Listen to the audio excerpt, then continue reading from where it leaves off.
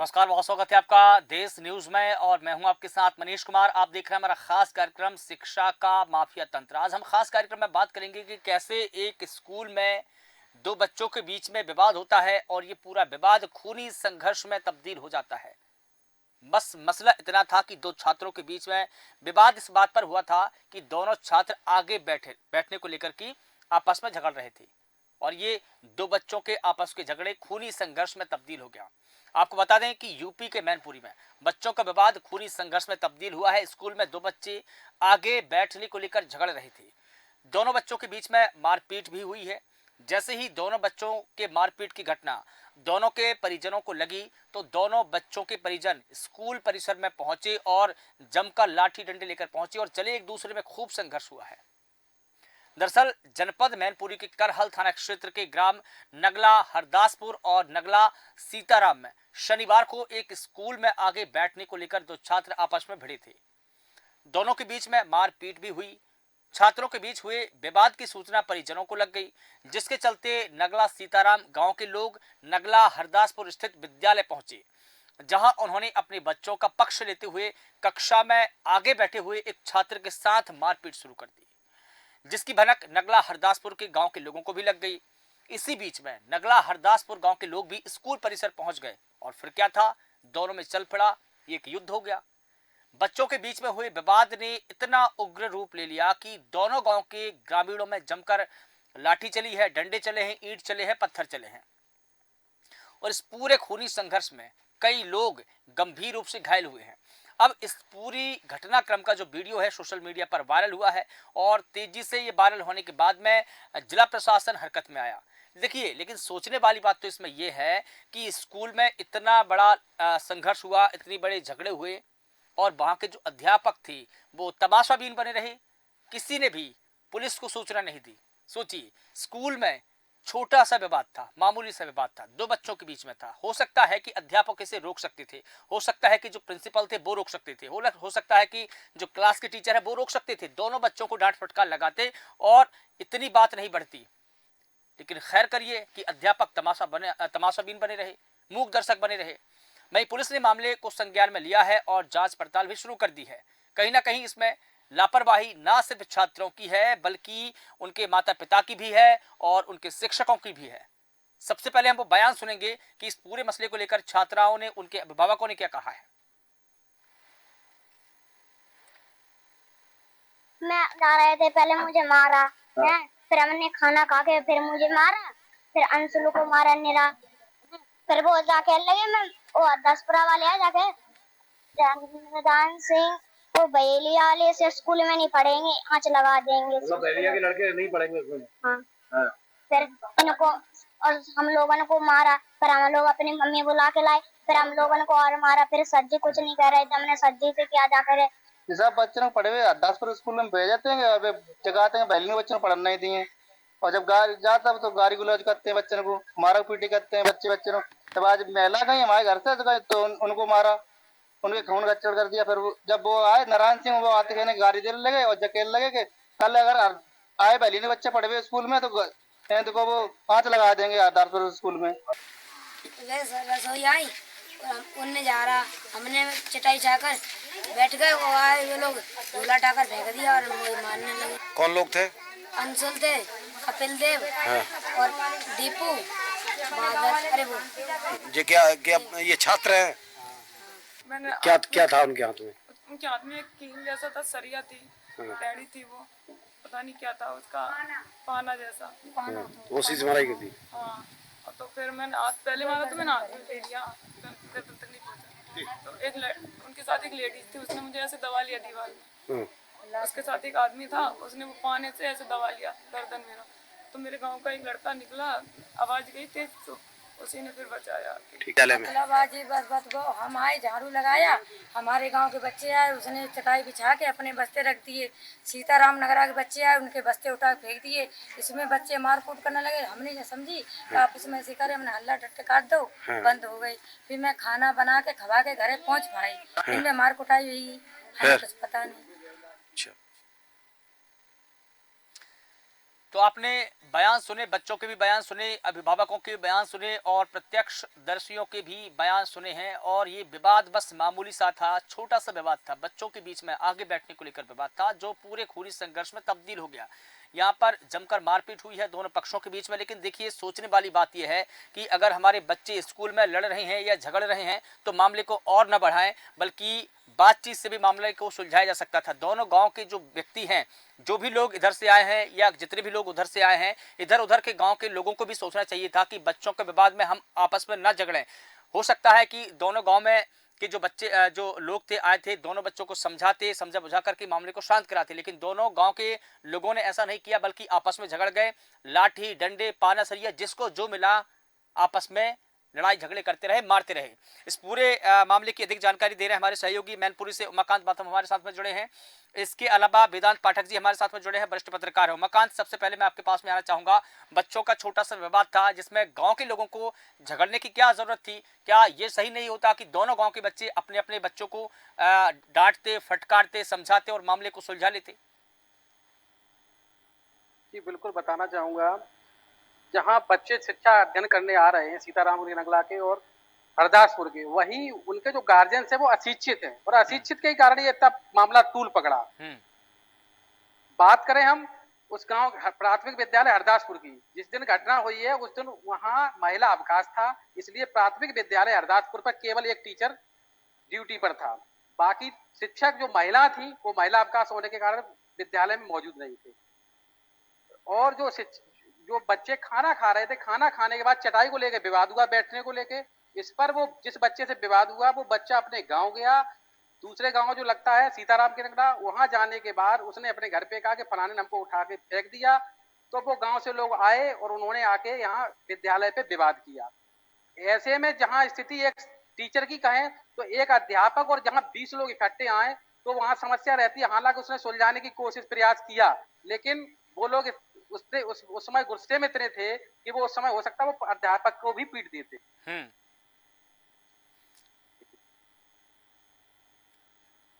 ठीक है, ठीक है उमाकांत, जैसा आप बता रहे हैं, कारण है कि शिक्षित न होना। ठीक है, शिक्षित नहीं होना ये एक मसला हो सकता है, लेकिन शिक्षित तो जानवर भी नहीं होते हैं, लेकिन जानवर में तो इंसान से ज्यादा दिमाग होता है। देखिए, जिस प्रकार से पूरा घटनाक्रम हुआ है उमाकांत जी, इसमें कॉमन सेंस की बात है, सोचने वाली बात है, समझने वाली बात है। अगर आप अशिक्षित भी हैं तो आप एकदम से इतने उतावले नहीं हो जाएंगे लड़ाई झगड़े के लिए। उमाकांत जी, लगता है मकान से संपर्क नहीं बन पा रहा है। वेदांत पाठक जी हमारे साथ में जुड़े हैं, वरिष्ठ पत्रकार है। वेदांत जी, मैं आपसे समझना चाहूंगा, जिस प्रकार से दो बच्चों का विवाद था, मामूली सा विवाद था, दो गांव के लोगों को झगड़ने की कौन सी बात थी? अगर ये भी है कि आप अशिक्षित हैं तो कॉमन सेंस तो होगा ना? देखिए, मैं आपको बताना चाहूंगा, जिस तरीके से मैनपुरी के करहल में जो गांव पड़ता है हरदासपुर, यहाँ पर दो बच्चों में आपस में जो विवाद हुआ है बैठने को लेकर, ये बहुत छोटा विवाद था। लेकिन स्कूल जिस तरीके से एक शिक्षा का मंदिर माना जाता है, वहां पर जिस तरीके से विवाद भी देखने को मिला है, जहाँ पर दो गांव के लोग पहुंचकर जो लाठी डंडे चले, ये बहुत बड़ा हादसा माना जा रहा है। मैं आपको बताना चाहूंगा, स्कूल में जिस तरीके से बच्चे पढ़ने आते हैं, बच्चों को लेकर जो वहाँ के अध्यापक होते हैं, टीचर होते हैं, वहाँ पर वो बच्चों को मैनेज करते हैं, बच्चों को पढ़ाई कराई जाती है। लेकिन कुछ स्कूलों में आप जैसे देखा जा रहा है कुछ टाइम से कि वहाँ पर पढ़ाई की जगह सिर्फ बच्चे खाना खाने आते हैं और खाना खाने के बाद बच्चे चले जाते हैं, क्योंकि शिक्षा का स्तर इस टाइम इतना डाउन कर दिया गया है कि बच्चों को पढ़ाई से कतई मतलब नहीं रह गया। उसी बीच में जिस तरीके से आज ये मामला सामने आ रहा है, कहीं ना कहीं ये टीचर की भी लापरवाही देखी जा सकती है। उसी के साथ गांव में जिस तरीके से गांव के लोग आकर आपस में भिड़े हैं, तो कहीं ये पर्सनल रंजिश के कारण जो लाठी डंडे चले हैं, क्योंकि एक छोटी सी मामूली सी बात को लेकर जिस तरीके से गांव के लोगों ने आपस में मारपीट करी है, लोग घायल किए हैं, ये एक बहुत बड़ी घटना सामने आ रही है। लेकिन वेदांत जी, आपसी रंजिश थी तो ठीक है, अपनी जगह थी, लेकिन स्कूल को बदनाम करने की क्या आवश्यकता थी? बाहर लड़ने झगड़ने की क्या आवश्यकता थी? आप आपसी रंजिश दूसरी जगह भी निकाल सकते थे। लड़ना ही था, झगड़ना ही था, लाठी डंडे ही चलाने थे तो कहीं और सही, स्कूल में क्यों? क्योंकि इससे स्कूल की बदनामी होती है। देखिए, मैं आपको बताना चाहूंगा, जिस तरीके से स्कूल में बच्चे पढ़ने आ रहे हैं, लेकिन कुछ गार्जियंस ऐसे हैं जो स्कूल को स्कूल के तरीके से नहीं समझ रहे हैं। अब छोटी सी मामूली सी बात थी बच्चे को आगे बैठने को लेकर, जिसके कारण बच्चों ने इतना घर पे जाके बच्चों ने जिस तरीके से अपने गार्जियंस को जो ही बताया, वो एक इतना बड़ा टूल पकड़ा है कि उसमें ना तो शिक्षक कुछ कर पाया, ना वहाँ पे मौजूद लोग कुछ कर पाए। आपस में दोनों बच्चों के जो गार्जियंस थे वो इतनी बुरी तरीके से उनकी भिड़ंत हुई है, जिसमें कई लोग घायल होते चले गए हैं। अब प्रशासन इस मामले की जानकारी कर रहा है, जांच कर रहा है। अब देखिए प्रशासन के पास से क्या जानकारी आती है, क्योंकि जो सूत्रों के हवाले से जानकारी मिल रही थी, उस जानकारी के आधार पर हम लोग आपको अपडेट दे रहे हैं। अब पूरी जानकारी प्रशासन की जब पूरा उसका सर्वे हो जाएगा, उसके बाद ही कुछ बात सामने आ पाएगी, क्या पूरा असलियत मामला था, किस कारण ये पूरी बात घटना हुई है। ठीक है उमाकांत जी, लौट करके आपके ही पास में आना चाहूंगा। जैसा कि वेदांत जी बता रहे हैं, लेकिन दिक्कत यह है कि अगर आपके बीच में कोई बात की अनबनी चल रही है, गांव वाले की बता रहा हूं मैं, और ये भी बता रहे हैं अभी वेदांत जी ने बताया कि दोनों गांव के बीच में किसी बात को लेकर के कहा सुनी पहले हुई होगी, आपसी रंजिश था, यानी पुरानी कोई लड़ाई झगड़े हुए होंगे। लेकिन पुराने लड़ाई झगड़ों का जो मसला निकालना स्कूल में कितना सही है। और देखिए स्कूल के जो शिक्षक हैं, एक भी अगर वहां पर मौजूद था तो पुलिस को फोन लगाते आप, उन्होंने पुलिस को भी फोन नहीं लगाया। ये जिस तरह ये घटना घटी, वहाँ शिक्षक जो शिक्षा में तो मौजूद थे, उन्होंने बच्चों को शांत कराया। लेकिन जब विवाद हुआ छुट्टी के टाइम पर, तो उन्होंने सूचना भी देनी चाहिए, लेकिन उस समय हालात ऐसे बने कि वो फोन नहीं कर सके, उनको समझाते रहे। फिर जब उनकी छुट्टी होगी उसके बाद वो लोग गाड़ी भर के आए और उन्होंने यहाँ मारपीट शुरुआत हुई। क्योंकि एक गांव में विद्यालय है, दूसरे गांव से विद्यालय नहीं है, और एक ही गांव ग्राम सभा में लगते हैं, तो एक गांव जिसमें विद्यालय है वहाँ के लोग मौजूद थे, और जो लोग भर के आए थे जिन्होंने विवाद किया वो दूसरे गांव बगल वाले गांव के थे। तो वो लोग आए और उन्होंने एक आपसी विवाद, छोटे बच्चों का विवाद एक बड़ों में तब्दील हुआ, और तब्दील में दो लोगों के चोट लगी है, दोनों बच्चों में एक व्यक्ति की लगी है। बात करें हम जब उन शिक्षकों की, तो शिक्षक महिला शिक्षक अवकाश पर थी, तो एक शिक्षक और 20 लोगों को एकदम नहीं कर सकता कवर, तो इसलिए उनकी मजबूरी थी, उन्होंने समझाया तो था, लेकिन वो लोग नहीं माने।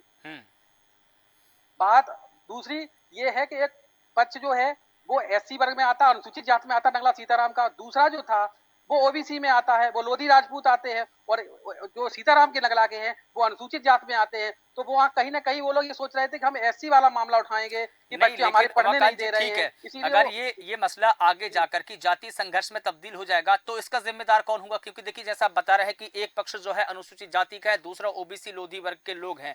अब ये पूरा मामला जातीय संघर्ष में तब्दील हो चुका है। अगर जातिगत लड़ाई होती है तो ये तो और भी ज्यादा बढ़ेगी, ये आग और भी सुलगेगी। देखिए उसमें यहाँ के पुलिस के क्षेत्रीय अधिकारी की मेन भूमिका है, उन्होंने तुरंत ही मामले को संज्ञान लिया और उस पर कार्रवाई की। उसी के कारण जब मीडिया ने जाके वहाँ जांच पड़ताल की, तो वास्तविकता ये थी जो व्यक्ति जो सीताराम के नगला के लोग वहां आए थे विद्यालय में मारपीट करने, वही लोग सबसे पहले तहसील परिसर में पहुंचे कि साहब बहलियों के बच्चे पढ़ने नहीं दे रहे हैं, ये बच्चों का बयान था। लेकिन जब बच्चों से पूछा गया तो वो बीच में अटक रहे थे, इससे शक हुआ कि हाँ ये बच्चे वास्तविक क्या कह रहे हैं। और इसी कारण जब क्षेत्राधिकारी से एक्शन लिया तो दोनों पक्षों का मामला संघर्ष देखा और उन्होंने तुरंत कार्रवाई की, और उसी का नतीजा है कि मामला आगे नहीं बढ़ा, वरना दिक्कत और होती है। आज भी पुलिस वहां मौजूद है विद्यालय में, आज भी सवेरे फोर्स गया है।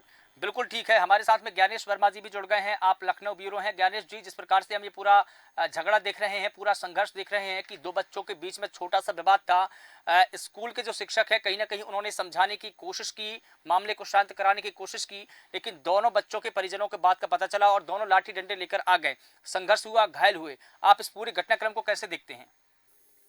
देखिए मनीष जी, ये बच्चों के मामले में मुझे लगता है कि गार्जियन है उनकी जिम्मेदारी बनती है कि बच्चों में अगर आपस में कोई विवाद हुआ है, झगड़ा हुआ, तो उसको लेकर वो शिक्षक के पास जाकर चीजों को बता सकते हैं। लेकिन अगर बच्चों के मामले में बड़े एक तरीके से हस्तक्षेप करेंगे तो कहीं न कहीं जो बड़ों का जो मान सम्मान होता है, और बच्चों के विवादों में अगर बड़ा कोई इस तरीके से बिहेव करता है तो बड़ा दुखद है। पहली बात तो ये कि कोई मामला भाई जब शिक्षक अगर वो स्कूल टाइम में कोई मामला घटित होता है तो उससे टीचर है, प्रबंधक है और अदर स्टाफ है, उसकी जिम्मेदारी है। और अगर उसकी जिम्मेदारी का निर्वहन कर रहा है शिक्षक, वहाँ कर रहा है, वहाँ के विद्यालय के टीचर और जो और भी शिक्षक है वो अगर कर रहे हैं, तो जो परिवारजनों को ऐसी घटना नहीं करनी कि भाई लाठी डंडे लेकर घर विद्यालय में पहुँचते हैं और सोचिए छोटे से बच्चे या आपस में विवाद होता है, तो उसमें कहीं न कहीं ये मानसिकता जो है गलत है, चाहे वो एससी समाज का हो चाहे ओबीसी समाज का। जैसा कि आपने जिक्र किया कि अगर ये मामला छोटे से बच्चों की शुरुआत होती है और मामला जाके जांचवाद पे घटित होने लगता है तो बड़ी घटना हो सकती है। तो इसको कहीं न कहीं पुलिस मामले को संज्ञान में, पुलिस जो भी दोषी है ऐसे मामलों में सपोज करिए बच्चे आपस में नादान है, अगर कोई नादानी घटित हो जाती है तो कहीं न कहीं, और बड़े अगर उसमें इन्वॉल्व होते हैं तो मनीष जी इस पर पुलिस प्रशासन को मामले को संज्ञान में लेने की नहीं, जरूरत है। सामाजिक तौर और पर उस ज्ञानेश जी जो बड़े लोगों का इन्वॉल्वमेंट रहा है वो चिंता का विषय है सामाजिक तौर पर, क्योंकि ये दो वर्गों की लड़ाई हो चुकी है। एक तरफ एससी वर्ग है तो दूसरी तरफ है ओबीसी वर्ग।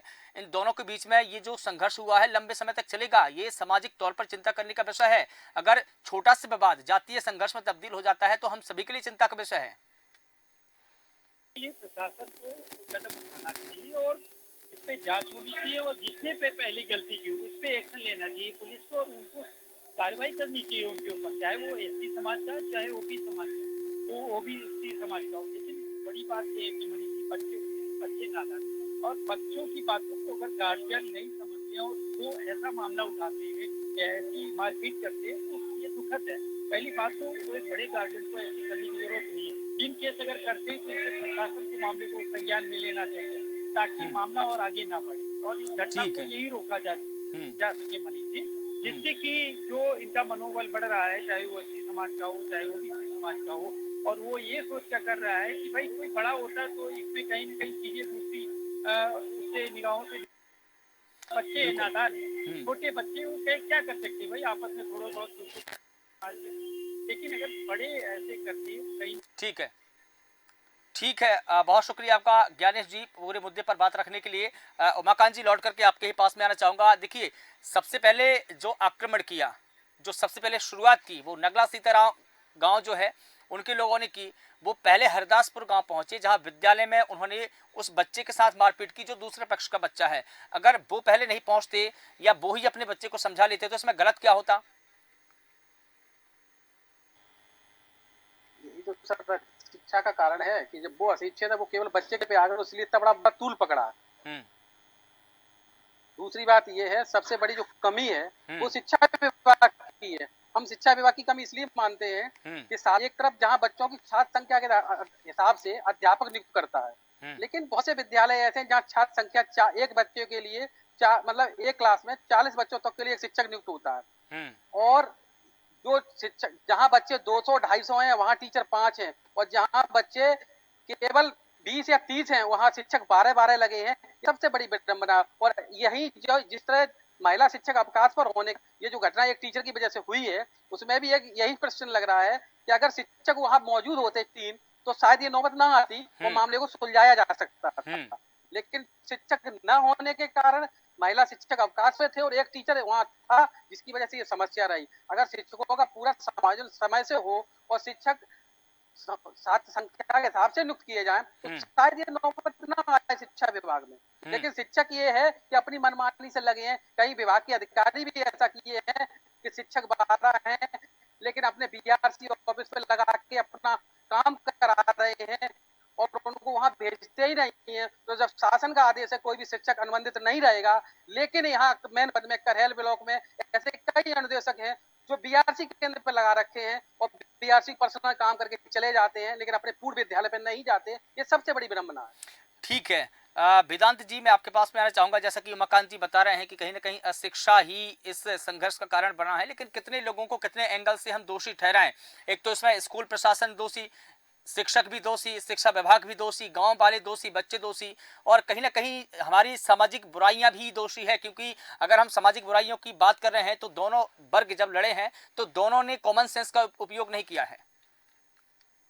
कहना चाहूंगा जिस तरीके से स्कूल में हर वर्ग का बच्चा जो है वो पढ़ने आता है, अब इस स्कूल में जिस तरीके से ये बच्चों का जो विवाद एक तूल पकड़ा है, इसमें जाति समीकरण के हिसाब से तूल पकड़ गया है। इस वर्ग में जो बच्चों के वर्ग में लड़ाई हुई इसमें ओबीसी कैटेगरी के भी थे और एससी कैटेगरी के भी थे लोग। स्कूल में हर कैटेगरी के लोग आते हैं, लेकिन गार्जियंस को ये सोचना चाहिए कि अगर बच्चे ने कोई गलती की है तो एक बार जाके पहले अध्यापक से उस चीज की जानकारी लेनी चाहिए थी कि क्या आखिर मामला, इस मामले में क्या होना चाहिए। तो ऐसा न करके गांव वालों ने सीधे जो है वहां पर एक आक्रमण कर दिया और इससे दूसरे गांव वाले भी आक्रोशित होकर भयंकर पथराव और डंडाबाजी की गई। अब आपको बस बात करना चाहूंगा शिक्षा विभाग की। तो शिक्षा विभाग में इस टाइम शिक्षा विभाग कम माफी विभाग ज्यादा चल रहा है, क्योंकि शिक्षा विभाग में जिस तरीके से टीचरों की कमी होने के कारण ये जो बच्चे हैं ये सिर्फ आना इनका एक मकसद होता है, खाने के लेकर इनको मकसद होता है, उसके बाद पढ़ाई से कोई मतलब नहीं होता, क्योंकि दो टीचर के हिसाब से जहाँ पर स्ट्रेंथ ज्यादा रहती है बच्चों की, वहां पर दो टीचर क्या स्कूल चला पाएंगे। लेकिन उसी को देखते हुए जो शिक्षा विभाग है वो अपने बीएसए दफ्तर में टीचरों को अटैच करे रहता है, वो नहीं भेजता है स्कूल में। तो कहीं ना कहीं शिक्षा विभाग पर एक बहुत बड़ा प्रश्न का चिन्ह लगता है कि आखिर शिक्षा विभाग ऐसी स्थिति में क्यों नहीं कोई ठोस कदम उठा रहा है जिससे कि शिक्षा की स्थिति को बेहतर किया जा सके। आज जिस तरीके से ये घटना घटी है, कल को कहीं फिर से ये दोबारा घटना न घट जाए, तो इसको लेकर शिक्षा विभाग पर एक बहुत बड़ा प्रश्न का चिन्ह पैदा होता है। अब देखने वाली बात ये होगी जिस तरीके से शिक्षा विभाग इस पर क्या कदम उठाता है, क्या प्रशासन कदम उठाता है, तब कुछ अहम मुद्दा इसका निकल के सामने आना चाहिए। बिल्कुल बिल्कुल ठीक है। उमाकांत जी, मैं आपके पास में लौटकर आ रहा हूं। अगर दोनों गांव के बीच में फिर से ऐसा संघर्ष होता है तो फिर ये लड़ाई और ज्यादा बढ़ेगी। अगर हम भी स्वर नहीं है, आप भी स्वर नहीं है, कोई भी स्वर नहीं है कि आगे ये संघर्ष नहीं बढ़ेगा।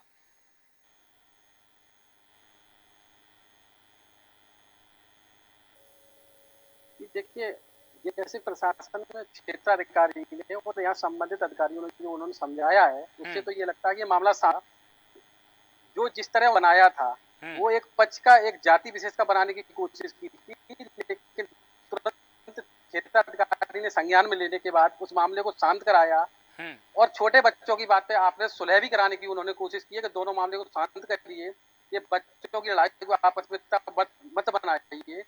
समस्या केवल वही रही कि एक शिक्षक एक था और पूरा स्टाफ न होने के कारण मामला एकदम गरमाया, और मामला जब गरमाया तो उसमें एक बच्ची की चोट आई है, 2 लोगों की चोट ज्यादा लगी है। और ठीक है उमाकांत जी, बहुत शुक्रिया आपका इस पूरे मुद्दे पर बात रखने के लिए। वेदांत जी आपका भी बहुत शुक्रिया। तो कुल मिलाकर देखा जाए कि इस पूरे मसले में जो एजुकेशन का जो मिसकम्युनिकेशन रहा है वो यही है कि दोनों गांव के लोग जो थे अशिक्षित थे। अशिक्षित होने के चलते ना तो उन्होंने बच्चों की बात सुनी और ना ही ये समझा कि हम अपने ही बच्चों को डांट लें ताकि ये विवाद आगे ना बढ़े। कहीं ना कहीं उन्होंने दोनों गांव के लोगों ने कॉमन सेंस का उपयोग भी नहीं किया, जिसके चलते ये पूरा विवाद खूनी संघर्ष में तब्दील हो गया। देखना होगा कि जिला प्रशासन और पुलिस प्रशासन इस पूरे मामले को कैसे हैंडल करेगा। क्या ये जो लड़ाई दोनों बच्चों की है वो जातीय संघर्ष में और बढ़ेगी या यहीं पर शांत हो जाएगी। फिलहाल देश न्यूज के खास कार्यक्रम में बस इतना ही। देश और दुनिया की तमाम बड़ी खबरों के लिए आप लगातार बने रहिए देश न्यूज के साथ। नमस्कार।